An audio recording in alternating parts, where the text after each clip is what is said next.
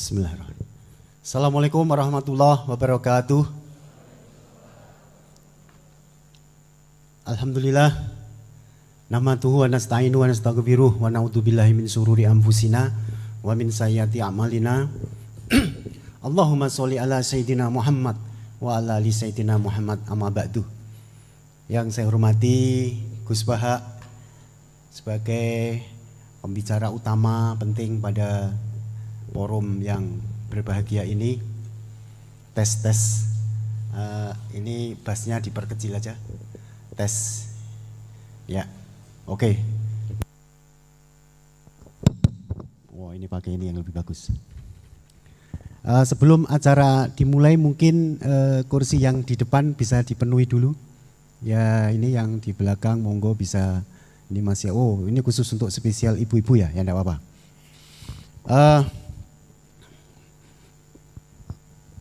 Pada kesempatan kali ini kita mendapat kehormatan Unisula, Universitas Islam Sultan Agung, dalam rangka peringatan Tahun Baru Islam, yang ini adalah agenda tahunan rutin.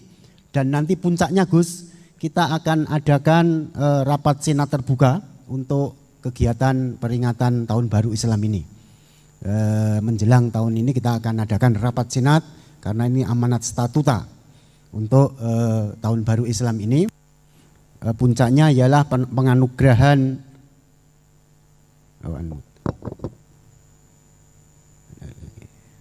no, we cannot host, make me host. Oke.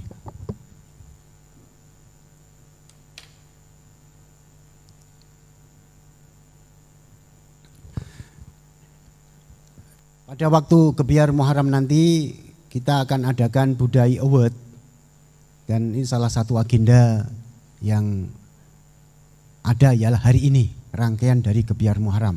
Kita alhamdulillah sudah kerawan pembicara yang sangat, wah tidak bisa saya sebutlah beliau ini, karena YouTubers ini yang saya ikuti, yang terbaru apa ini, saya selalu mengikuti beliau. Dan viewers yang jutaan di dunia maya ini, beliau memang tidak mempunyai akun khusus, channel khusus. Padahal kalau mempunyai channel khusus ini per bulan bisa $1.000 ini. Tapi beliau untuk apa $1.000 bagi beliau? Channelnya tidak usah dibuat. Ini meliputi, kalau kita mengadakan sampel 100 viewers, itu dari Muhammadiyah 40, dari kelompok Nahdiyin 45, kemudian nonnya itu 20. Ya, jadi beliau ini penyatu gitu. Kemudian dari bapak-bapak mayoritas, ibu-ibu 40% gitu. Kita mau survei secara detail aja ya. Sebagian besar inilah kaum milenial menyukai beliau. Nah, ini kita nanti akan jadikan bahan topik riset untuk hibah. Tipe-tipe ya, hibah bersaing dikti untuk topik-topik ke depan untuk, nah ini saya minta untuk pusat studi Islam untuk mengkaji kayak begini, ini penting. Ini fenomena luar biasa, maka kita hadirkan, tadi sudah saya sampaikan, alhamdulillah Gus Baha ini kami harapkan nanti salam dari Habib Hasan, Ketua Umum Yayasan Badan Wakaf, bahwa diharapkan secara rutin nanti elit-elit pimpinan universitas, rumah sakit, dan yayasan ingin mengaji kepada beliau. Kalau tidak di sini ya kita boleh pergi ke Narukan, Sarang. Tidak membuang waktu, tidak usah saya kenalkan CV beliau, yang tidak kenal ya kebangetan gitu aja. Tidak kenal Gus Baha enggak kebangetan. Beliau ini adalah murid kinasih Yai Maimun, ya, murid kinasih. Dan beberapa kiai besar di Jawa ini adalah guru beliau. Mohon maaf Gus. Saya berikan langsung waktu kepada beliau untuk memberikan tausiah, nasihat, wejangan, kemudian membuka mindset kita dan seterusnya. Terserahlah, kami tidak mempunyai kewenangan. Dan waktunya juga kami serahkanlah. Kami nggak boleh membatasi ulama. Kalau beliau, saya berhenti sekarang, siap. Dawuh ngoten. Tapi ampun sekedik Bos. Ini kata. Jadi, monggo Bos, kami serahkan sepenuhnya.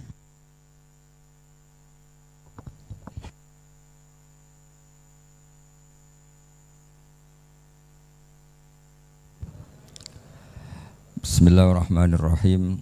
Rabbi syrah li sadri wa yassir li amri wa hlul 'uqdatam min lisani yafqahu qawli. Allahumma shalli wa sallim ala habibika Mustafa sayyidina Muhammadin wa ala alihi wa sahbihi asma'in nama ba'du. Yang sangat saya hormati Ketua Yayasan Badar Wakaf Habib Hasan Al-Munawwar. Juga di sini ada Bapak Rektor Pak Bejo, ada Direktur RSI Bapak Mas Yudi, para pembantu rektor, para dekan, semua yang hadir saya hormati. Ini karena acara kampus, acara rileks, saya akan menyampaikan kajian ilmiah secara rileks bahwa ini meringati tahun baru itu jelas salah ini. Ini bukan tahun baru ini, tahun terakhir. Karena ini tanggal 29 ya. 29. Jadi ini meringati akhir tahun. Tapi karena rektornya itu orang bejo, lalah itu nggak ada yang nyoal kesalahannya. Jadi ini orang pinter sama orang bejo itu hebat orang bejo. Saya ini orang pinter, maka tahu kalau ini itu akhir tahun, bukan awal tahun. Tapi saya ada orang bejo, pinter saya tidak terekspos, sehingga orang tetap saja bilang ini peringatan awal apa? Tahun. Jadi menang orang bejo gitu. Ini akhir tahun apa awal tahun? Hari ini akhir tahun. Berarti ini peringatan apa? Akhir tahun. Hanya orang bejo yang kesalahannya tidak dikoreksi. Jadi ini alhamdulillah. Jadi ya tapi ini kesalahan yang tidak maksiat. Insya Allah dimaafkan Allah Subhanahu Wa Taala ini karena kesalahan itu ada dua. Ada kesalahan yang maksiat, ada kesalahan yang tidak maksiat. Saya punya komitmen terhadap agama ini. Baik tadi yang dikatakan Pak Rektor, ada unsur ulama, ada unsur habaib, ada unsur pengusaha, ada unsur birokrat. Di antara kenangan-kenangan saya dari Syekhina guru kita bersama Kiai Haji Maimun Zubair, beliau itu sering dawuh, sering ngendikan, dan itu saya sampaikan juga ketika 7 hari wafatnya Agus Robah, cucu Mbah Maimun, putra Agus Subah. Di antara yang beliau katakan itu adalah sok hak agama itu sing gawe pegawai negeri. Itu berkali-kali beliau ngendikan gitu. Ya saya agak bantah. Nah, kalau santri bah, ya santri karuan mesti gawe agama, tapi sok ben sing gawe pegawai negeri. Setelah saya jadi kiai dan penelitian, saya itu berkali-kali didatangi dokter, tentara, juga polisi. Mereka sering bilang gini, Gus saya ini dokter negeri. Saya ke NTT, ke Papua, karena saya muslim, berkebutuhan Islam, maka dibikinkan musola, dibikinkan masjid. Kalau kiai tidak bisa, bikin sendiri urunan mau narik siapa. Mau narik tarikan di jalan yang mau nyumbang siapa. Tapi kalau kebutuhan negara, karena tugas negara, ya difasilitasi negara dan tidak dianggap misionaris karena negara. Begitu juga di beberapa negara yang non-muslim kayak di Argentina, di Venezuela itu ada masjid, ada kajian Islam ya karena duta besar dan itu aparat negara. Disinilah kearifan para ulama berkoalisi dengan umarok dengan makna yang positif bahwa agama ini harus ditopang umarok, sistem negara. Tentu di situ ada tentara, ada polisi, ada macam-macam. Kita sebagai kiai juga enggak berdaya di depan para bandar narkoba apa-apa kalau enggak ada BNN. Kita mau apa dengan korupsi kalau enggak ada KPK. Sehingga kearifan para guru-guru kita, mulai Mbah Maimun, bapak saya sendiri, NU, Muhammadiyah, semua ormas-ormas Islam itu pasti maulah kerjasama. Karena kita siapa ya? Kalau enggak kerjasama. Dan di antara pesan Rasulullah SAW adalah yaduwahi ma'al jamaah. Jadi apa ya, kebersamaan itu sudah berkah. Fa inna yadallahi ma'al jamaah. Jadi berkah. Lalu kenapa saya kalau ngaji bawa kitab? Ini agak sebetulnya itu lazim. Lazim itu suatu yang harus. Tapi karena kelamaan mubalek itu tidak pakai kitab. Seakan-akan bawa kitab itu yang aneh. Sebenarnya aneh mereka. Karena begini logika simpelnya ya. Umat Nabi ini berhak dapat apa coba? Berhak dapat warisan yang paling luhur, paling hebat, paling jernih. Apa itu Quran dan hadis? Pertanyaannya, siapa yang paling punya hak otoritatif untuk menerangkan Quran hadis? Ulama. Ulama yang mana? Ya yang kapabel, yang sudah diakui dunia kayak Imam Ghazali, Imam Bukhari, Imam Syafi'i.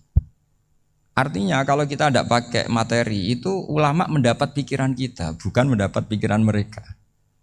Saya ulang lagi, kalau kita tidak pakai materi yang otentik, yang orisinil, ulama umat ini mendapat pikiran kita, bukan pikiran mereka. Maka saya berusaha supaya teman-teman atau semua umat Islam dapat pikiran-pikirannya Imam Ghazali, pikiran-pikiran Imam Bukhari, pikiran-pikiran Abdul Qasim Al-Junaidi, kejernian-kejernian Abu Yazid Al-Bustami. Kejernian itu diantaranya adalah misalnya makalah yang menurut saya itu makalah yang super. Jadi untuk ngadepi krisis karena COVID atau karena apalah. Itu lama dulu sederhana sekali. Beliau-beliau punya rumus yang mungkin jarang didengungkan orang, tapi saya akan kampanye rumus ini. Al-istighna, haqiqatul istighna, itu adalah al-istighna anis syai' labihi.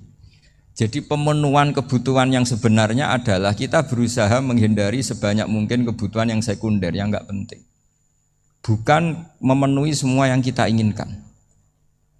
Jadi misalnya begini ya, kalau kita lapar, itu keinginan kita itu makan enak apa asal makan? Tentu jawabannya asal makan yang sehat. Tapi kalau nuruti nafsu kita, makannya yang enak, teman makan ya enak. Terus di warung yang favorit. Ini kan satu kebodohan. Kenapa untuk makan saja butuh definisi sekian banyak? Yang kita harus kecewa, warung favoritnya bisa sudah tutup. Atau kita ke sana harus macet. Ribet. Yang benar-benar arif dan bijaksana itu adalah al-istighna anisya. Sesuatu yang tidak mendesak itu jangan jadikan kebutuhan. Sehingga kalau kita puasa misalnya, semua makanan itu enak karena kita sangat lapar. Sehingga Abdul Qasim Al-Junaidi ketika ditanya, ma idamu to'am, lauk makanan itu apa? Jawabannya lucu, alju, lapar. Kalau kamu lapar ya semuanya enak. Ini sudah mulai hilang. Kita bilang makan enak itu ya sate, ya gulai, ya pizza yang kita senang. Akhirnya apa? Untuk nikmati nikmatnya Allah itu kita jadi ribet. Apalagi yang orang-orang fasik harus ditemani perempuan yang tidak halal misalnya, atau harus ada ajudan, ribet. Nah pertanyaannya, orang yang ribet sama yang enggak ribet itu pinter mana? Pinter yang enggak ribet. Nah ini kearifan-kearifan yang mulai hilang. Lalu siapa yang bisa mewarisi itu? Ya ulama. Jadi ulama itu cara berpikir sebenarnya simple. Makanya mereka sering kalau tahajud itu, di antara makalah Sayyidina Ali paling terkenal dan yang menjadikan beliau punya derajat yang luar biasa, itu adalah kafani izzan antakuna li robban wa kafani fakhron an akuna laka abdan. Ya Allah, saya ini sudah begitu mulia, begitu terhormat dan sangat-sangat terhormat karena yang menjadi Tuhan itu Engkau. Jadi rumus pertama itu karena menjadi Tuhan itu Engkau. Hanya Tuhan yang abadi, Tuhan yang pertama, hanya Tuhan yang al-awwal. Coba ya Allah, kalau saya ini punya Tuhan Fir'aun, punya Tuhan mati jadi tontonan lagi, itu kerennya di mana coba? Andai kan kita punya Tuhan Fir'aun.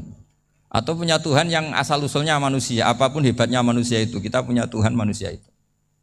Tuhan yang lapar, yang kalau nggak makan mungkin pingsan, mungkin bisa kena COVID, nanti Tuhannya diisolasi, kayak apa? Makanya ketika Tuhan Allah menyindir ketuhanan selain Allah itu, Allah hanya menyindir dengan kalimat sederhana, kana yakulani to'am, yang kamu tuhankan itu masih makan. Artinya kalau nggak makan ya lemes. Jadi lama-lama ada orang gini, alhamdulillah tadi Tuhan mampir ke saya, kelihatannya lapar, setelah tak kasih makan sehat lagi. Susah nggak punya Tuhan yang seperti itu. Beda dengan Tuhan kita. Tuhan yang nggak butuh makan, nggak butuh minum, al-qayyum, zat yang berdiri sendiri tanpa butuh yang lain. Al-awwal, sebelum ada langit bumi sudah ada Tuhan kita yaitu Allah. Bandingkan dengan Tuhan-Tuhan yang dipertuhan yang lain, yang adanya setelah bumi, misalnya Fir'aun dan sebagainya. Sehingga Sayyidina Ali pertama jadi kebanggaan apa? Kafani izzan antakuna li robban. Saya ini keren betul, karena punya Tuhan yaitu Engkau. Tuhan yang lahul asma'ul husna, Tuhan yang semuanya punya kebaikan, punya keabadian, punya keagungan. Terus wa kafani fakhron an aku nalaka abdan, dan saya bangga sekali karena saya menjadi hambamu. Kalau saya jadi hambanya Pak Rektor ribet kan, sudah tak hormati ternyata nanti tidak rektor, ya kan ribet kan. Terus pokoknya ribet, jadi budaknya manusia itu ribet. Makanya ada seorang wali datang ke temannya yang jadi presiden atau jadi raja. Datang ke situ karena tidak punya uang, mau minta uang karena temannya raja. Setelah sampai sana ternyata temannya ini karena orang soleh pas berdoa, ya Allah saya minta ini, minta ini, minta ini. Terus si wali tadi pulang. Tanya, kenapa kamu pulang? Ternyata dia sama, masih minta-minta kayak saya. Jadi sederhana dia. Sama-sama minta kamu, minta zat yang kamu mintain katanya. Jadi dulu itu orang itu sebegitu dekat dengan Allah. Sehingga si raja ini terus ketemu wali tadi tanya, kenapa kamu menyepelekan saya padahal sekarang saya raja. Terus ditanya sama wali tadi, karena temannya, kalau kamu di padang pasir tidak bisa minum dan harus minum 1 gelas, dengan ongkos kamu harus mengasihkan semua kerajaan kamu demi minuman itu. Pilih mana, minuman apa tetap jadi raja? Ya saya milih bisa minum. Saya tidak raja tetap hidup, tapi kalau nggak minum mati. Bagaimana Anda bangga dengan satu kerajaan sing la yusawi kak samain, yang tidak sama dengan segelas air. Jadi artinya terus mereka melihat jadi raja itu ya biasa, jadi presiden biasa, jadi rektor biasa. Karena mereka biasa berlogika hakikatul izzah itu ya taqarrub ila Allah, yang benar-benar terhormat itu ya dekat dengan Allah. Begitu seterusnya mereka bikin paradok-paradok yang aneh, tapi itu menjadi pelajaran. Bapak saya Ki Nur Salim itu senang baca anekdot Nasiruddin Koja. Itu kalau bikin orang-orang aneh, itu dia datang ke satu pesta, pakai baju lusuh, pakai sarung lusuh atau celana lusuh, sama Sohibul Bait yang punya acara dibiarin. Setelah dibiarin dia pulang pakai jas, pakai dasi, pokoknya keren. Dihormatin, pakai alpat, pokoknya dihormatin, silahkan. Pas dia disuruh minum, minumannya itu disokkan saja ke sakunya. Jas, kamu harus minum yang banyak, karena kamu yang dihormati, bukan saya. Terus makanan ya semuanya diletakkan di saku, ada yang apa, ayo kamu makan yang banyak. Alpatnya juga gitu, dikasih sate, apa, ayo kamu makan yang banyak. Mereka tidak melihat saya, melihat kamu. Akhirnya orang satu pesta itu istighfar semua, berarti kita ini salah. Terus dia pidato, kenapa kamu ngomong gitu? Tadi saya datang, orangnya sama. Gara-gara beda pakaian, penghormatannya beda. Berarti yang berhak dapat makanan ini jasa ya, bukan saya. Betapa naifnya kita sebagai orang. Ternyata kita masih hormat sesuatu yang seperti itu, yang atribut lah. Jadi orang-orang sufi itu orang yang bisa menertawakan dunia. Akhirnya ya, pertama dia dianggap orang gila, masa jas dikasih makan, dikasih minum. Tapi secara fikih dia benar, haram dia makan. Karena pas dia datang dibiarin, setelah pakai jas dikasih makan. Berarti hakikat yang dapat rezeki siapa? Jasnya apa orangnya? Jasnya apa orangnya? Jasnya. Jadi itu orang-orang sufi, kearifan orang-orang dulu itu bisa ngelola hal-hal yang keseharian menjadi luar biasa. Ada seorang wali melihat istrinya makan 1 piring, anaknya makan 1 piring. Ditanya, kalian kenyang? Wah kenyang sekali.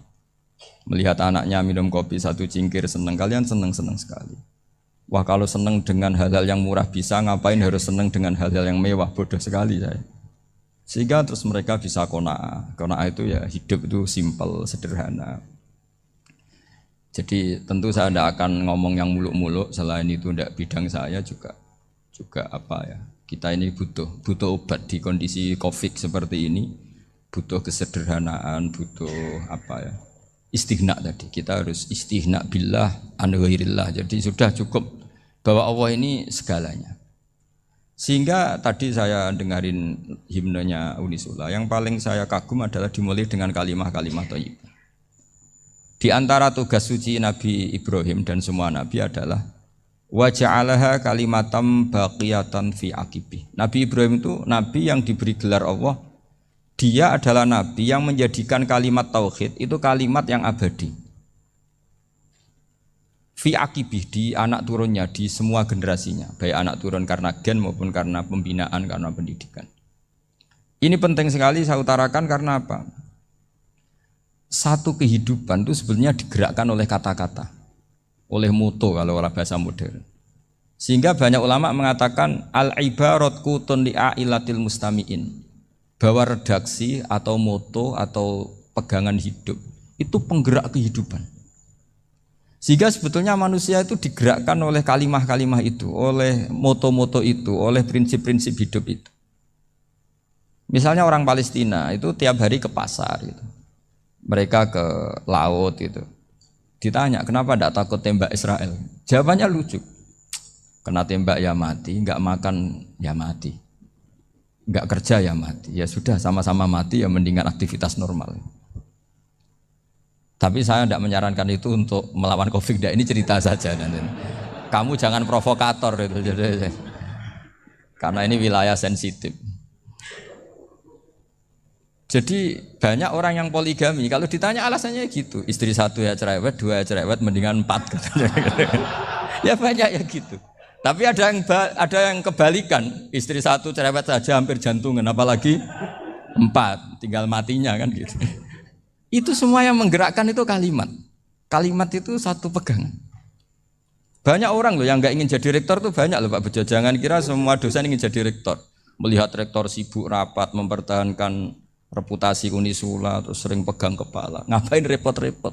Jadi tukang sapu aja dapat gaji, ngopi, rokokan, selesai. Bodoh amat jadi rektor, mikir orang banyak. Banyak loh orang yang gak ingin jadi presiden tuh banyak. Karena ngopi nyaman, gak ada yang ganggu. Mau tidur sampai jam 9 siang juga gak ada yang ganggu. Sehingga mereka melihat pegawai negeri itu gak keren, orang kok diatur jam, disiplin.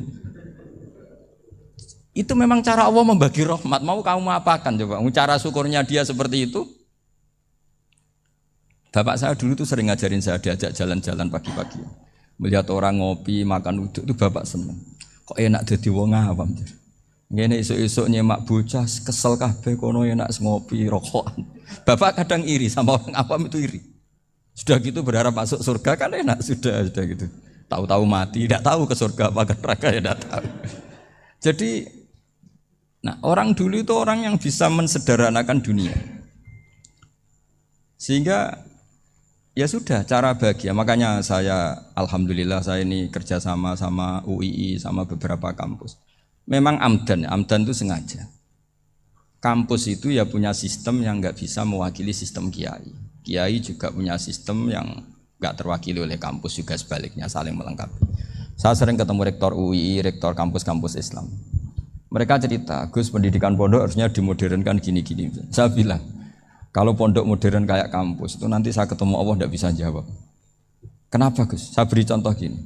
Kalau misalnya perempuan perawan lah atau apa saja, pokoknya perempuan, mau tanya tentang menstruasi atau haid.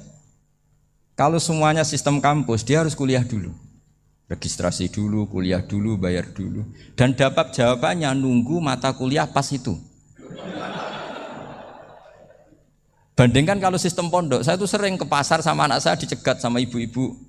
Gus, anak saya ngalami gini-gini, keluar darah terus menerus, nggak 6 hari tapi 1 bulan penuh. Itu hukumnya apa Gus ya? Nanti saya mau sowan ke jenengan. Nggak usah sowan di sini aja.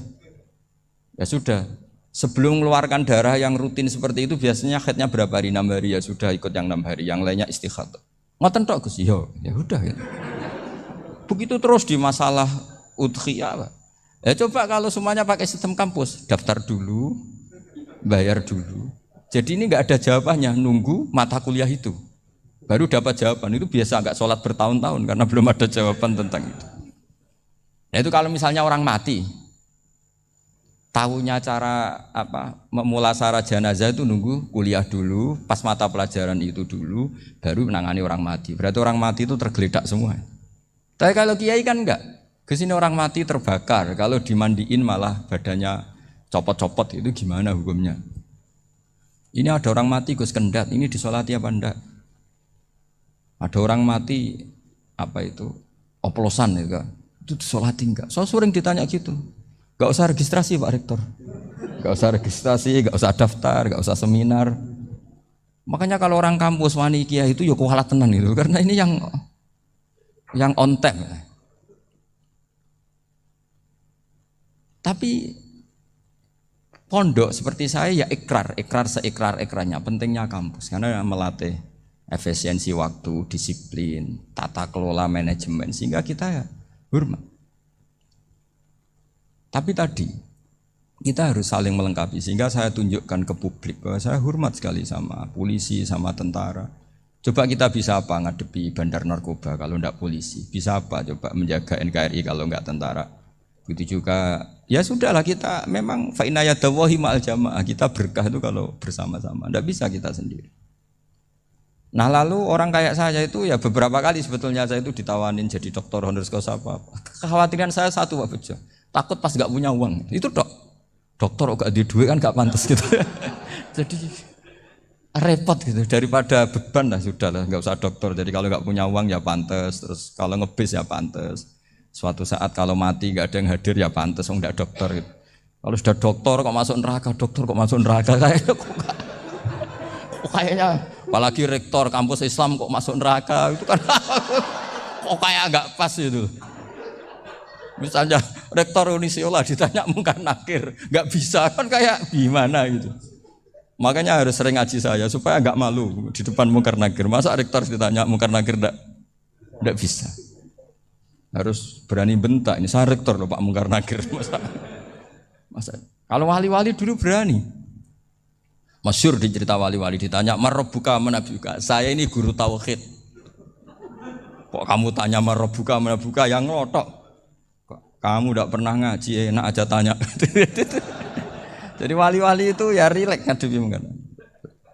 Saya yakin rileks wali di Bang Pak Rektor. Saya yakin itu. Karena wali itu lebih dekat Allah. Sehingga orang dulu itu saya ulang lagi ya. Ada satu kearifan namanya hidup itu apa? Hidup itu adalah cari sebanyak mungkin supaya hidup itu tidak tergantung pada banyak hal. Sehingga misalnya cara berpikir orang-orang modern itu sebenarnya banyak orang-orang ilmuwan yang nggak ngagumi Amerika. Bukan karena angkuh ndak. Untuk mempertahankan kebesaran negara sebesar itu, kebutuhan listriknya besar, kebutuhan tentaranya besar, kebutuhan apa. Sementara negara kayak Venezuela atau Swiss kebutuhannya ada banyak. Pertanyaannya, yang tergantung dengan banyak hal sama yang tidak tergantung banyak hal, itu pinter mana? Kalau dibalik pertanyaannya gitu, negara-negara maju itu tidak keren kalau dibalik pertanyaannya. Orang yang untuk mempertahankan eksistensinya banyak, butuh banyak hal, dengan yang tidak butuh banyak hal, itu pinter mana? Orang yang bahagianya nunggu jadi dokter, nunggu jadi kiai besar, kiai viral, dengan orang yang bahagia cukup dengan ngopi, itu pinter mana? Tapi kalau dibalik pertanyaannya, orang yang tahunya nikmat hanya kopi, dengan nikmat yang banyak, pinter mana? Makanya Mbah Mun tuh kalau guyon itu lucu. Aku iku sakake ambek wong desa sing mlebu swarga. Saya dulu eskal mlebu swarga kok disakeni. Akhirnya beliau memberi penjelasan. Wong desa iku roe pakanan enak, iku mau kopi mbek uduk. Lah swarga iku mau nuruti sing dikarepno. Akhirnya wis mau mangan, wis ngopi, nguduk, ngopi. Wong ora roh pakanan liyane iku ora roh. Nasi mandi ya ora roh, pizza ya ora roh apa-apa. Terus saya bilang, wah lah niku nak nganti selera tentang wanita cantik. Iku juga sederhana. Rontok pesek ya wis cantik, rontok ireng ya wis. Apa bidadarinya seperti itu karena saking enggak pengalamannya. Jadi surga itu kan nuruti apa yang diinginkan. Kira-kira keinginan orang kampung kalau di surga itu apa coba? Makanan apa coba? Ya nak senengnya ketemel gemblong gitu. Artinya malaikat lebih suka nangani surganya orang-orang kampung timbang Pak Rektor. Ini sudah ribet ini. Makanan apa saja sudah pernah dicoba ya. Terus kalau di mall tahu orang macam-macam, seleranya macam-macam pasti. Enak mana kalau sampai jadi malaikat pelayan surga? Suka ngelayani orang kampung apa yang orang kota? Orang kampung kan. Jadi ya itu guyon tapi itu menjadi pikiran kita bahwa orang yang banyak kebutuhan itu sebetulnya banyak kebodohannya karena menggantungkan kebahagiaannya dengan banyak hal. Makanya Imam Syafi'i ngendikan istighna itu apa? Al istighna anisya'i. Yang dikatakan kecukupan adalah berusaha sebanyak mungkin banyak hal tidak kamu butuhkan. Bukan memenuhi semua kebutuhan kamu karena nafsu kamu ini tidak ada batasnya gitu. Kalau kamu penuhin nggak akan selesai. Itu ada perempuan yang kurang cantik itu minta doa saya, Gus doain suami saya kaya. Terus tak guyonin, terus nggak minta. Kalau suami kamu kaya, yang pertama dirubah itu apa? Rumah Gus, supaya rumah saya bagus. Kedua apa? Mobil, supaya mobil saya bagus. Nanti yang dievaluasi itu kamu. Mobil bagus, Alphard, rumah mewah, istrinya kamu pasti itu dievaluasi. Langsung enggak usah sudah gini aja kan. Jadi pertama yang dievaluasi itu kaya itu, coba kalau suami kaya itu yang dievaluasi pertama rumah ya, rumah ganti. Setelah itu apa? Mobil. Kira-kira berikutnya akhirnya sudah enggak jadi. Nabi Ibrahim itu pernah minta umur panjang. Keren umur panjang. Sama Allah enggak dijawab. Datang orang tua gitu mertamu ke Nabi Ibrahim.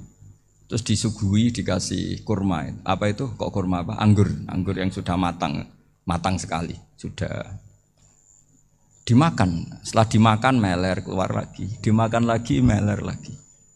Terus Nabi Ibrahim masuk lagi ke kamar. Ya Allah, doanya tak cancel. Nanti kalau saya tua kayak itu. Jadi Allah itu enggak jawab langsung tapi ngirimkan itu. Akhirnya ya Allah enggak jadi. Nanti takut itu. Saya pernah ngalami jadi kiai tadi, ada ibu-ibu ya enggak pati cantik lah. Suaminya tuh miskin sekali. Minta doa saya supaya kaya. Bareng tak kasih pertimbangan itu udah enggak usah enggak jadi. Jadi itu kearifan. Tapi kearifan ini harus kita tanamkan. Saya enggak bisa membayangkan Indonesia yang besar ini andai kan enggak ada qanaah. Nerimo ing pantum. Coba sekarang ada Covid.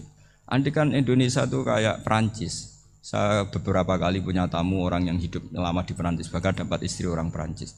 Itu dulu enggak begitu mencintai Indonesia. Tapi setelah di Perancis 2 tahun, wah Indonesia hebat. Di Perancis itu kata dia kalau cerita, semua kebutuhan masyarakat itu dibebankan ke negara. Apa saja minta negara, apa saja nyoal negara. Sementara Indonesia, coba kalau Indonesia mengalami seperti ini kok tidak ada qanaah rimo ing pantum, bisa kios Indonesia. Orang miskin nyalahkan negara, kelaparan nyalahkan negara, apa saja. Tapi barokahnya dididik kiai, jogeman nyalahno wong liya. Urip pun romo ing pandum, diame. Sampai enggak ngerti kalau Covid. Banyak tuh orang-orang kampung itu, orang lugu-lugu itu. Mbah niki saking Covid, salam ning Covid muga-muga umure panjang. Dikira Covid itu nama orang yang ahli sosial itu. Mbah niki dana saking Covid. Matur nuwun sampekno salamku muga-muga umur panjang. Bingung kan yang nganterin ini. Ini gimana yang mau menjelaskan? Memang enggak paham. Ribet kan. Tapi saya pastikan bahwa dengan keadaan seperti ini kita bahagia, kita stabil, itu jelas barokahnya kalimat tadi, moto tadi atau pegangan hidup tadi. Makanya disebut al-ibarat qutun li'ailatil mustami'in, bahwa redaksi atau kata-kata atau pegangan atau filosofi hidup, apalah namanya itu adalah penyemangat. Karena kata-kata ini memang luar biasa. Ketika sahabat perang demi kebenaran, zaman itu ya pasti benar karena yang dibela Nabi. Dulu itu kan enak zaman Nabi, yang dibela mesti benarnya, musuhnya mesti salahnya. Sehingga dulu itu memang harus tegas. Kalau sekarang mau tegas gimana? Yang kamu bela tidak mesti benar, musuhnya tidak mesti salah. Ribet kan kalau misalnya saya tukaran sama Pak Rektor, kamu mau bela mana kan bingung. Saya tidak mesti benar, saya tidak Nabi. Pak Rektor apalagi tidak mesti benar lagi kan? Ribet kan? Jadi kalau kita mau perang sekarang itu mau pede gimana? Enggak. Makanya banyak ulama sekarang tuh mau tegas tuh enggak berani karena ya banyak hal yang abu-abu lah wilayahnya. Misalnya pilihan presiden atau pilihan bupati, pilihan menteri. Kamu mati-matian bela itu, yang kamu bela tidak mesti benar, musuh kamu tidak mesti salah. Misalnya pilihan bupati, wah ini kabupaten ini baik kalau bupatinya ini, yang satu bilang ini, terus tim suksesnya kamu tanya, kamu yakin? Ya enggak juga. Lah kenapa semangat? Kan saya botohnya paling alasannya ya itu aja, bukan yang lain. Beda dengan zaman Nabi, Nabinya mesti benar, Abu Jahalnya mesti salah, kan enak aturan mainnya jelas. Singkat cerita dalam perang itu banyak sahabat yang alami luka, ngalami apa gitu. Kemudian curhat lah ke Nabi, ya Nabi gara-gara derekkan jenengan, ngikuti jenengan saya harus ngalami seperti ini, seperti ini. Ngiranya orang itu diapresiasi sama Allah keluarnya. Ternyata sama Allah gak diapresiasi. Malah diturunkan ayat intakunu ta'lamuna fa innahum ya'lamuna kama ta'lamun wa tarjuna minallah malah yarjun. Kalau kamu sakit karena perang, orang-orang kafir itu ya sakit. Itu saja berani padahal demi kekafiran.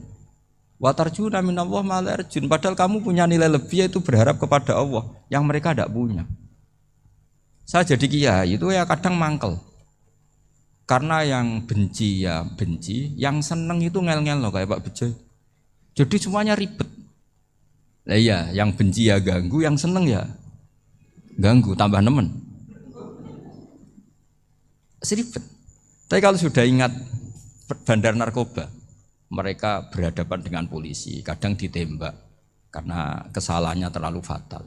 Antar persaingan mereka juga bisa tembak-tembakan karena merebut pasar narkoba.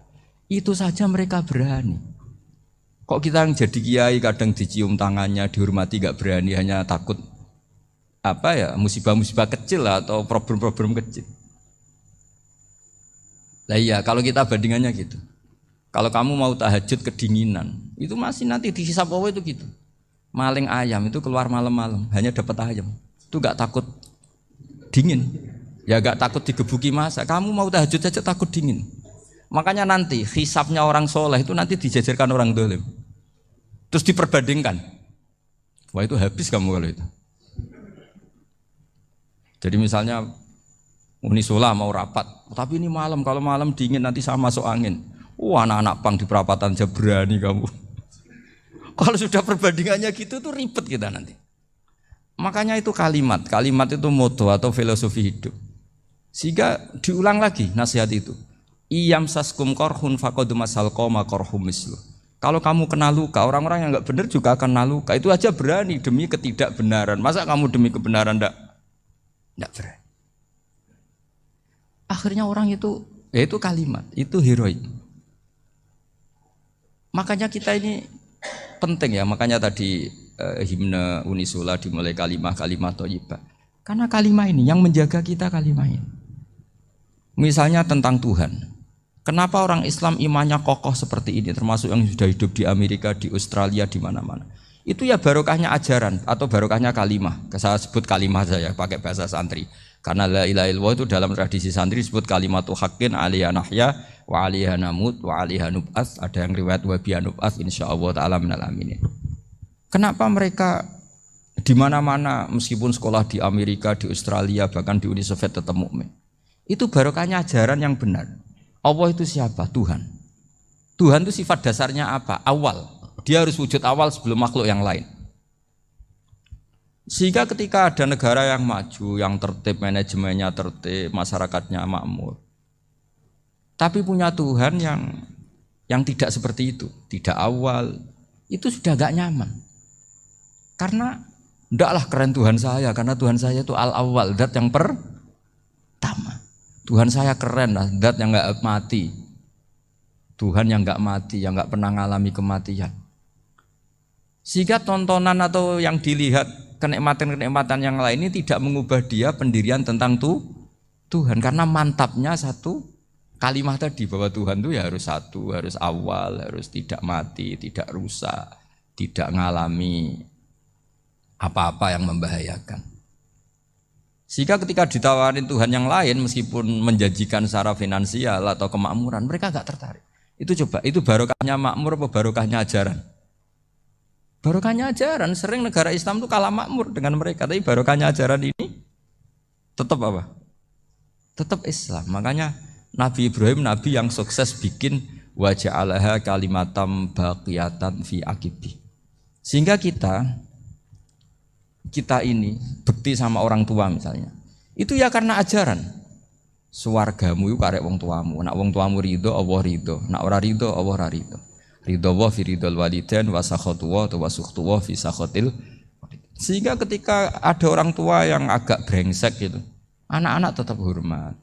Punya orang tua yang miskin, yang sudah miskin, tukang tombok nomor, Banyak kan di kampung gitu. Ya tetap hormat. Coba kalau dari awal kita ngajari orang tua kamu hormati ya kalau baik, kalau enggak usah. Bisa geger Indonesia. Tapi barokahnya ajaran-ajaran itu Indonesia tertib karena ada ajaran. Nah ini di sini ini pesantren dan Unisula semua harus berkontribusi membuat ajaran yang benar itu adalah ciri utama Islam. Sehingga Islam ini dimulai dengan ajaran kalimatul haqqin alaiha nahya wa alaiha namut. Sehingga kita tenang seperti ini. Saya ini termasuk kiai yang tenang. Meskipun kata orang banyak saya ini kiai besar, tapi termasuk kiai yang paling tenang. Termasuk yang paling tenang. Karena saya ini pakai mazhab orang-orang hebat. Saya berkali-kali cerita, orang kayak Imam Syafi'i itu orang yang luar biasa. Saya berkali-kali cerita. Orang yang tadi nyium tangan kamu ya Imam Syafi'i di belakang tuh ngerasani kamu, menghujat kamu. Jawabannya enak saja. Berarti saya alhamdulillah orang yang wibawa. Buktinya di depan saya enggak berani. Jadi enteng saja. Diceritain sebagian kampung, sebagian separuh dari warga kamu itu enggak suka kamu. Ya bagus lah enggak suka saya, enggak akan utang duit saya. Di mana-mana orang utang tuh karena teman dekat. Kalau enggak seneng pasti minimal enggak utang, enggak pinjam mobil, enggak pinjam apa. Berkah mana yang seneng sama yang gede. Jadi dianggap enteng saja. Semua yang dialamin dianggap enteng saja. Misalnya punya istri pemarah, ya baguslah marahin suami. Kalau marahin tonggo malah ribet. Jadi kamu harus terima kasih kalau dimarahin istri. Baguslah marahin saya mah, kalau marahin tonggo ribet. Jadi enteng saja. Tapi kita sekarang tuh karena nafsu ya, sehingga menghadapi hidup ini ribet. Ulama dulu kalau mau mati itu senengnya bukan main. Sudah lama saya ini ingin gak maksiat. Kayaknya gak maksiat paling efektif itu mati. Ya tidak apa-apa Gusti, kalau sebaiknya mati ya mati aja.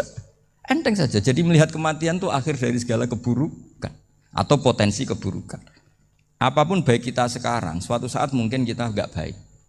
Yang bisa menghentikan ketidakbaikan atau potensi ketidakbaikan itu apa coba? Mati kan? Berarti mati itu mengerikan apa menyenangkan? Mesti kamu tidak berani menjawab. Meskipun secara ilmu kamu berani, tapi secara rasa agak berani kan? Saya ulang lagi ya. Yang bisa menghentikan keburukan atau potensi keburukan itu apa coba? Apa? Kematian. Berarti kematian itu menyenangkan atau menyusahkan? Apapun kamu tidak berani jawab karena kamu agak-agak duniawi itu kelihatannya. Tapi secara ilmu, kamu tahu kan kalau mati itu tidak buruk-buruk banget. Karena apa? Itu akhir dari segala keburukan. Sehingga Nabi ngajarkan kalimat itu begitu luar biasa. Allahumma ahyini makanatil hayatu khairan li wa tawaffani makanatil wafatu khairan li. Nabi melihat dunia itu begitu indah. Ya Allah, kalau saya ini hidup, anggap saja hidup ini ziyadatan li fi kulli khairin, menjadi modal saya menambah segala kebaikan. Jika suatu saat saya mati, anggap mawon rohatan li min kulli syarrin, itu akhir dari segala keburukan saya. Sehingga mati hidup ya baik karena di situ kita bisa berkontribusi beramal soleh. Mati juga baik karena mengakhiri segala keburukan. Nabi nate ngendikan lagi, ajaban li amril mu'mini inna amrahu kullahu khair. Orang mukmin itu mengagumkan, semuanya baik. In asobathu na'ma syakara fakana khairan lah. Kalau baru dapat nikmat, dia syukur, maka itu baik. Wa in asobatu dharra sabara. Kalau dapat masalah mereka sabar, itu juga baik. Sehingga orang mukmin dua sisinya pasti baik. Itu juga kalimat, maksudnya moto atau pegangan hidup. Nah berikut ini saya beri contoh, ini kenangan saya, ini contoh terakhir. Masalah jadi orang terkenal maupun tidak. Di sini dicontohkan Imam Ghazali di halaman 367 di kitab saya 367 juznya 3 di kitab Ihya Ulumuddin. Di sini beliau cerita betapa untuk menjaga ikhlas sebaiknya orang itu tidak terkenal, tidak syuhrah, tidak terkenal. Oke, itu kita sepakat ya, karena kalau terkenal mungkin orang dipaksa publik dengan tanda kutip untuk selalu berbuat baik, tapi karena jaim lah, jaga image atau apa. Tapi ketika dibalik pertanyaannya, kamu rela yang terkenal itu orang enggak benar, sementara yang orang benar itu enggak terkenal. Lalu masyarakat taunya yang tidak benar. Kalau pertanyaannya dibalik gitu, Orang baik wajib terkenal enggak? Kalau pertanyaannya dibalik seperti itu. Dokter yang benar tidak terkenal, yang malpraktek terkenal. Kamu ingin kondisi seperti itu? Enggak ingin kan? Kampus yang bagus enggak terkenal, kampus yang bagus enggak terkenal, yang enggak bagus. Nah, artinya apa? Gara-gara olah kata, olah pikiran, ini logika jadi rubah. Lagi-lagi apa? Jawaban itu ada di kata-kata sebetulnya. Makanya bab-bab seperti ini tidak usahlah kita berdebat, berpolemik. Sebaiknya orang itu humul, menutup diri. Apa sebaiknya orang terkenal itu nggak perlu seperti itu. Sudah terserah Tuhan saja. Makanya saya mulai dulu ngaji sampai sekarang itu ya tidak punya punya ikon tertentu atau punya website tertentu enggak.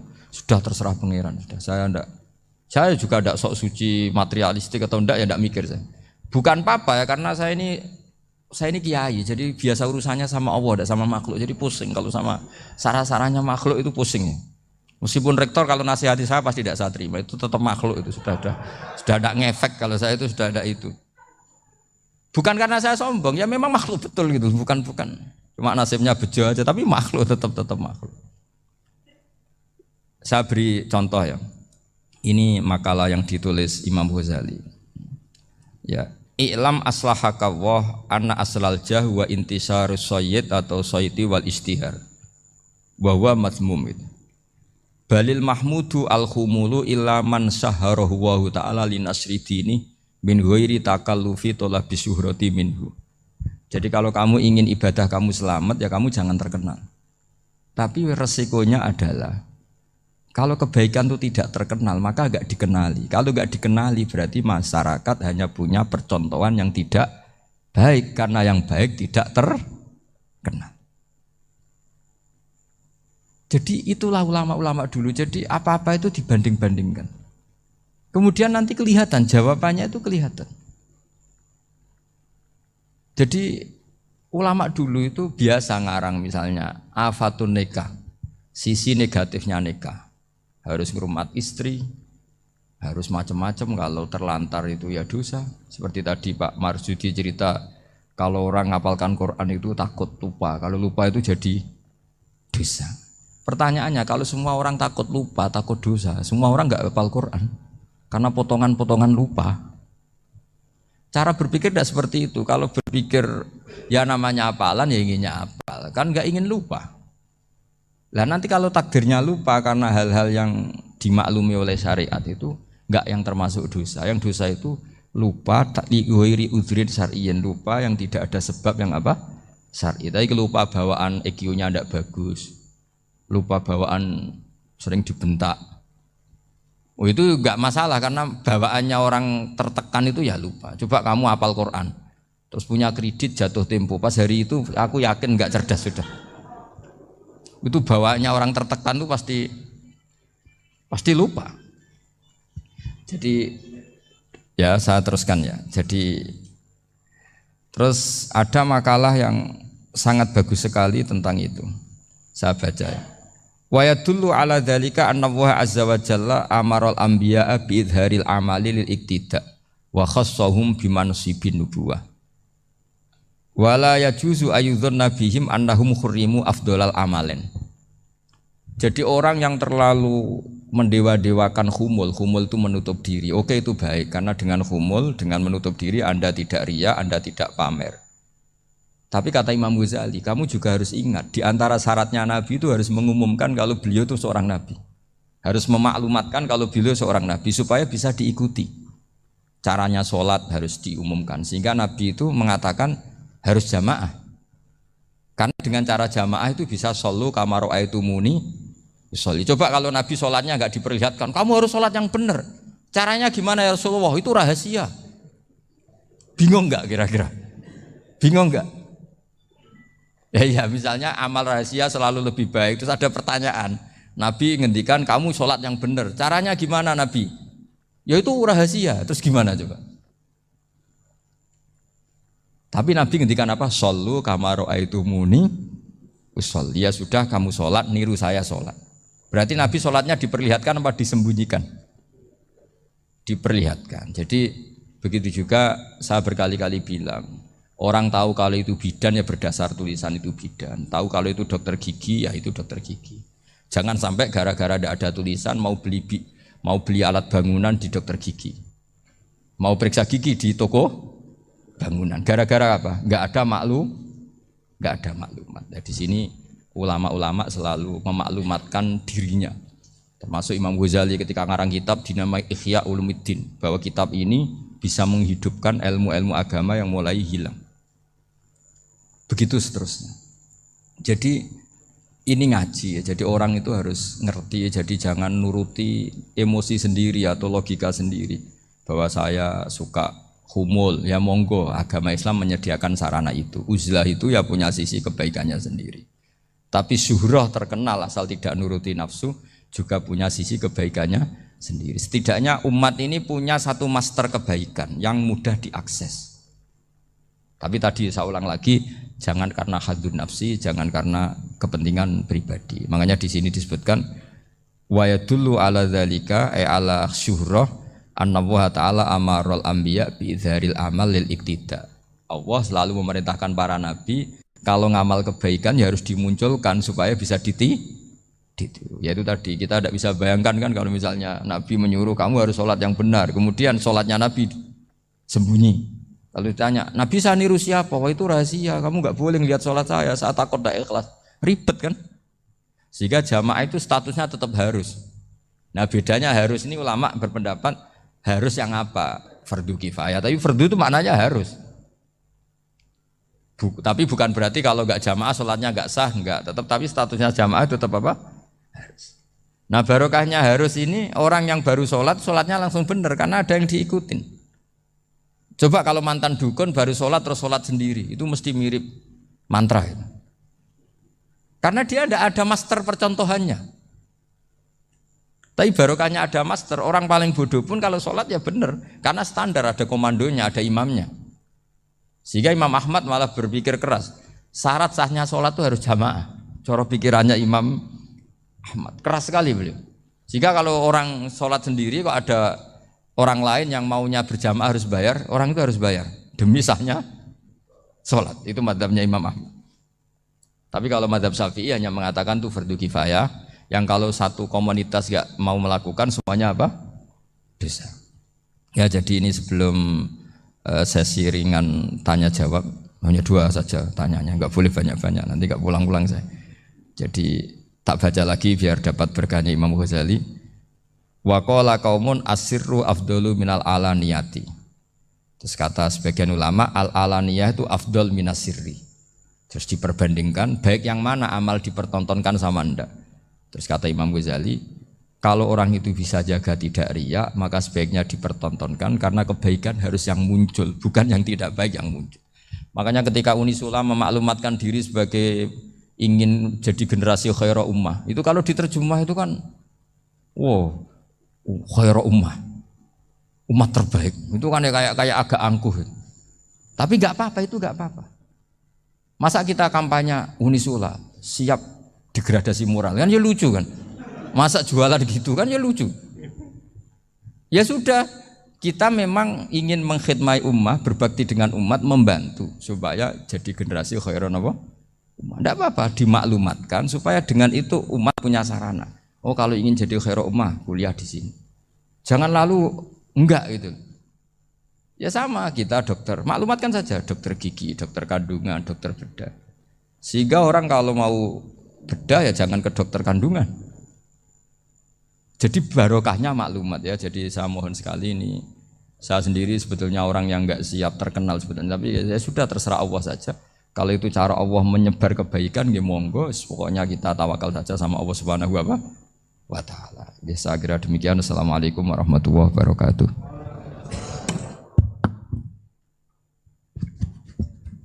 Nggih, matur suwun, Gus. Alhamdulillah. Sesi tanya jawab. Gus, 2 nggih. Ya, ini ada dari Yogi Banjarmasin, satu tipe dengan Ahmad Banyuwangi, satu tipe dengan Rizka Pekanbaru. Yang dari Banjarmasin itu, Gus mohon izin ngaji lewat jarak jauh, baik melalui YouTube ataupun lewat medsos. Namun sanadnya bagaimana Gus? Sebab masa kini belum bisa ketemu langsung. Terus Rizka kan baru ini trik mendidik akidah anak sejak dini, pripun. Terus Ahmad Banyuwangi ini bagaimana kaum milenial, ini karena setipe Gus, generasi XYZ yang lahir tahun 2000-an, bagaimana membuat menarik belajar tasawuf bagi generasi anak-anak. Nggih, namung niku. Tapi setunggal tipe nih tasawuf. Bagaimana belajar tasawuf untuk generasi-generasi yang cik nom-nom niku. Terus satu itu tipe dengan mendidik anak. Kemudian yang nomor 2 mohon izin ngaji jarak jauh. Sanadnya pripun? Karena belum bisa ketemu. Begini ya, saya mungkin yang kesekian kali ya punya tamu dari Kalimantan, dari Sulawesi. Memang kalau sebagian mereka pernah mondok itu tersiksa karena ngaji saya hanya lewat virtual atau lewat medsos. Kebaikan itu pasti sudah benar. Jadi dengan ketemu langsung maupun enggak itu secara sana itu sudah cukup. Cuma ada beberapa kebenaran yang butuh jelimet, butuh tahqiq, itu yang harus ketemu langsung. Tapi kalau yang kebenaran-kebenaran umum itu tidak perlu, karena kebenaran itu bahasa lainnya itu al-ma'ruf, sesuatu yang mudah dikenali oleh akal, oleh nurani, oleh komunitas, oleh sistem sosial. Sementara mungkar itu sesuatu yang aneh. Andai kan tidak ada agama pun, orang akan bilang selingkuh itu mungkar. Andai kan tidak ada agama pun, sesuatu milik siapa harus jelas. Sehingga diaturlah ini istrinya ini istrinya ini barangnya ini. Yang paling berhak make apa ya yang punya kan. Makanya nikah itu disebut ma'ruf. Yang boleh make ya yang punya. Misalnya yang boleh make mobil itu ya yang punya atau yang dapat izin. Itu disebut ma'ruf. Lalu yang enggak punya kok make, itu namanya mungkar. Ya aneh, enggak punya kok make tanpa izin. Sehingga kebaikan-kebaikan seperti ini enggak butuh sanad karena semua orang pasti kenal. Makanya disebut kebaikan itu al-ma'ruf. Kemungkaran disebut mungkar. Jadi ma'ruf maknanya arafahul aklu, akal ini mudah menerima. Mungkar maknanya angkarohul aklu, akal ini menjadi aneh. Kan nggak mungkin lah orang yang waras mau ini ada minuman, kalau kamu minum hilang kesadaran, minuman ini halal, itu aneh nggak? Aneh kan? Tapi kalau kebalikannya ini minuman manfaat untuk stamina, manfaat untuk kesehatan, maka ini halal. Nah agama itu datang dengan sesuatu yang ma'ruf dan menolak sesuatu yang mungkar. Nah kebaikan-kebaikan seperti ini itu Pak Rektor gak perlu sanad karena itu sudah lazim, sudah keniscayaan. Lalu ada kebenaran yang butuh detail. Misalnya begini, wali nikah itu siapa? Wali nikah itu adalah bapaknya dan mbahnya misalnya. Nah kalimat dan mbahnya ini salah kalau dalam fikih Islam. Karena mbah dalam bahasa Jawa itu bisa mbah dari ibu. Sementara dalam otoritas Islam nggak memberikan hak ke mbah dari ibu. Seperti ini nggak boleh. Terus misalnya orang Kalimantan nikahkan putrinya dinikahkan oleh mbah dari ibunya hanya karena berdasar fatwa. Oh kemarin Gus Bah atau Kiai siapa dawuh wali itu kalau nggak bapak ya mbah. Wong ini mbahnya. Nah itu butuh detail. Yang dimaksud mbah di bab wali adalah abul ab, bapaknya bapak, bukan sekedar mbah. Nah hal-hal seperti itu mohon sekali untuk tidak kesusu atau tidak tergesa ngambil kesimpulan karena itu butuh fikih yang apa? Detail. Ya butuh fikih yang apa? Detail. Padahal istilahnya sama, wali itu bapak dan mbah. Sehingga dalam kitab-kitab matan misalnya kalau ada fa'ahakul auliya bitazwid abun summa jaddun itu pasti sama sarah dikritik. Al-aula ayyakula abul ab, seharusnya jangan dikatakan mbah karena kalau mbah memasukkan dari ibu, yang benar adalah abun fa abul ab, bapaknya bapak. Nah, jadi kira-kira gitu Pak Rektor. Gantian jenengan yang menjelaskan ini. Yang nomor 2, Rizka Baru itu kalian bagaimana mendidik ini akidah dan tasawuf bagi generasi-generasi milenial ini. Ya kayak tadi, tasawuf maupun tauhid maupun ilmu moral apapun itu mudah sekali dididik. Ciri utama agama ini itu ad-dinu yusrun, agama itu mudah. Mudah itu artinya ya nurani, nerima ya gampang, akal ya gampang, komunitas ya nerima gampang. Kayak tadi penjelasan saya tentang Tuhan. Ada orang miskin dari Indonesia, misalnya kuliah di Amerika. Dia mulai kecil tahu yang seharusnya jadi Tuhan itu siapa. Ya yang menciptakan langit bumi, sebaiknya yang jadi Tuhan itu siapa? Ya yang wujudnya paling awal. Kemudian dikasih alternatif Tuhan yang wujudnya ada tanggalnya. Keren enggak misalnya? Kan terus enggak keren. Kok Tuhan sama buminya kok dulu buminya? Kayaknya kok enggak lah kayak gitu. Artinya barokahnya logika yang sehat ini kan ya setahu saya hampir jarang kan yang murtad masalah tauhid itu. Kalau moral banyak yang agak nakal, tapi secara tauhid jarang yang murtad karena tanaman logika tauhid itu mantap di Indonesia. Mulai kecil kan diajarin wujud, qidam, baqa, mukhalafatul lihawadisi, qiyamuhu fi nafsi.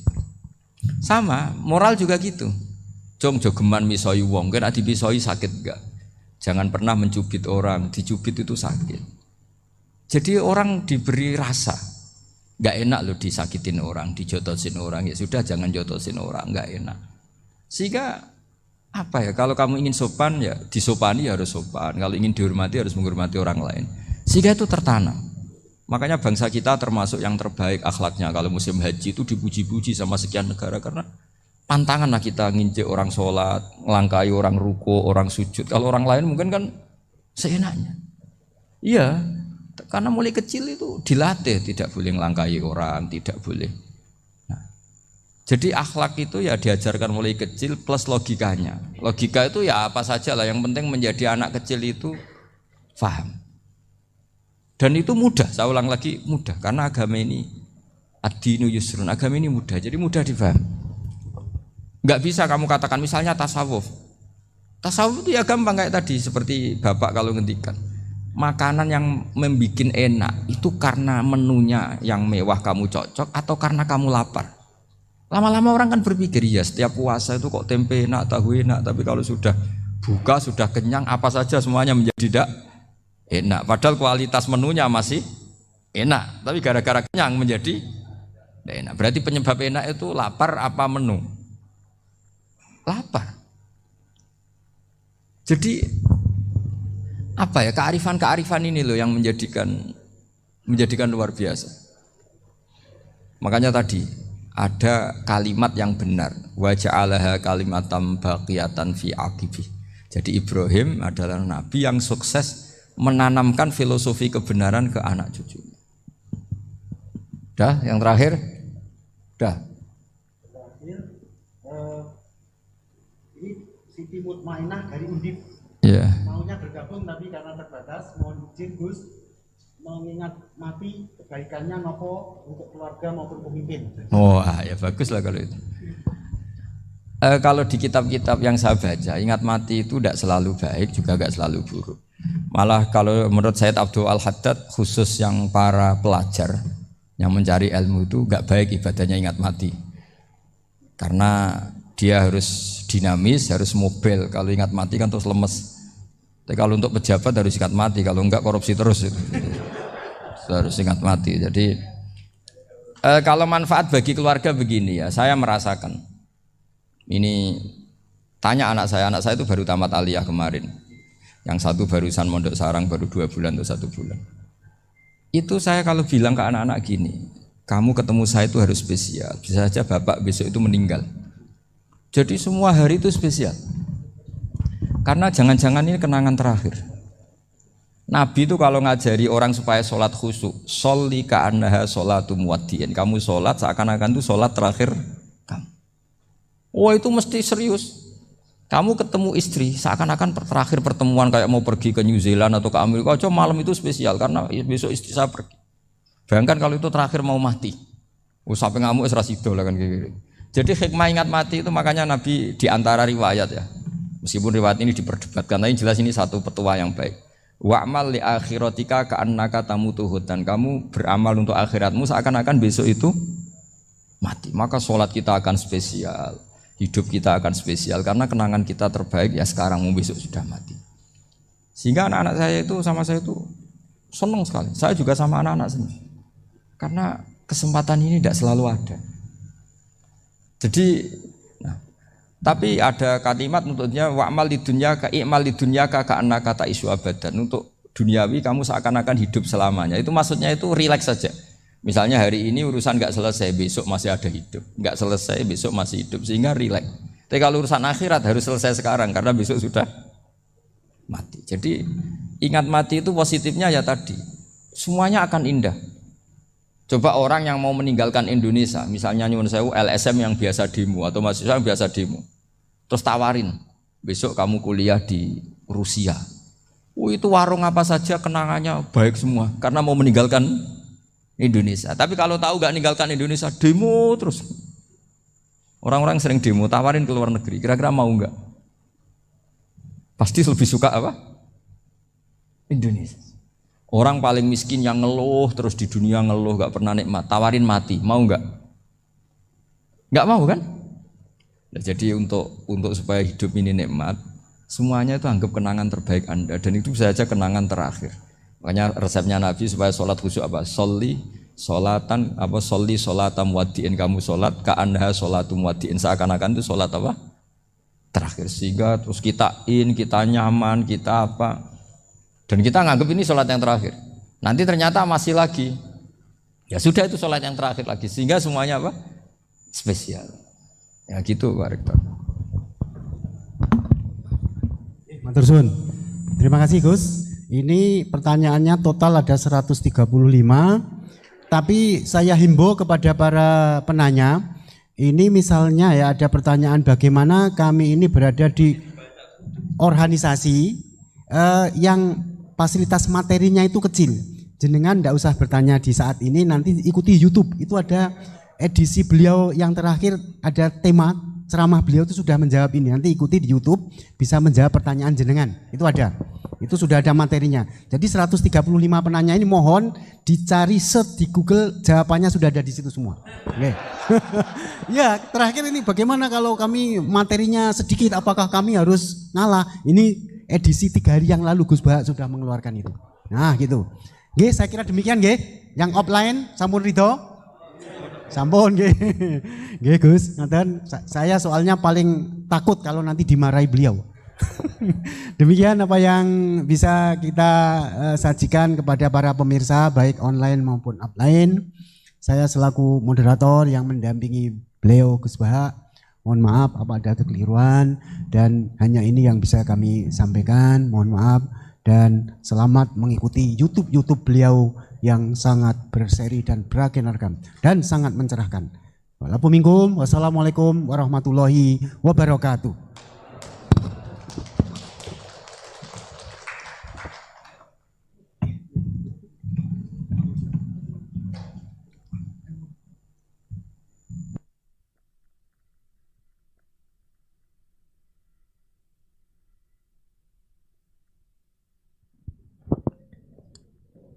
Acara selanjutnya yaitu doa kepada Dr. Andes Ahmad Yasin Asy'ari SMSI, dipersilakan.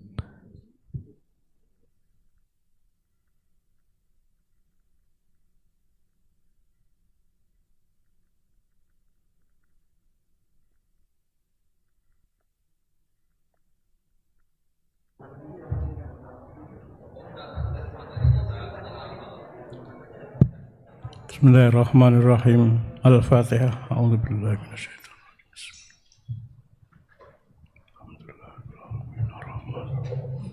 Maliki yaumiddin. Iyyaka na'budu wa iyyaka nasta'in. Ihdinas siratal mustaqim.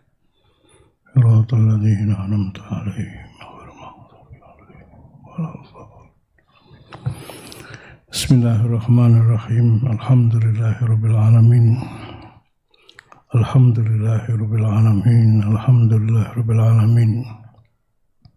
Wassalatu wassalamu ala sayyidil mursalin sayyidina maulana Muhammadin wa ala alihi wa sahbihi ajmain.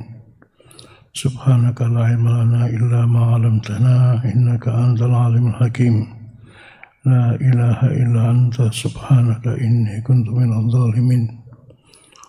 Allahumma inna nas'aluka bihaqqil Fatihatil mu'azzamati wassabil masani an taftah lana bikulli khair وأن تتفضل علينا بكل خير وأن تجعلنا من أهل الخير وأن تعاملنا معاملتك للخير وأن تحفظنا في أدياننا وأنفسنا وأهلنا وأولادنا وأصحابنا وأحبابنا من كل محنة وفتنة وبؤس وضير إنك ولي كل خير ومؤتي كل خير متفضل بكل خير برحمتك يا أرحم الراحمين.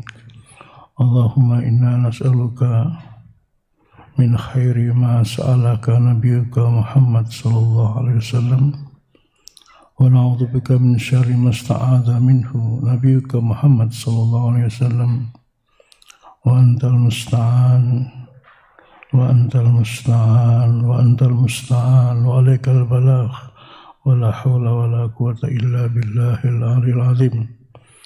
اللهم اغفر لنا ذنوبنا وكفر عنا سيئاتنا وتوفنا مع الأبرار. ربنا ظلمنا أنفسنا وإن لم تغفر لنا وترحمنا لنكونن من الخاسرين. ربنا آتنا في الدنيا حسنة وفي الآخرة حسنة وقنا عذاب النار. وصلى الله على سيدنا محمد وعلى آله وصحبه وسلم. الحمد لله رب العالمين. الفاتحة.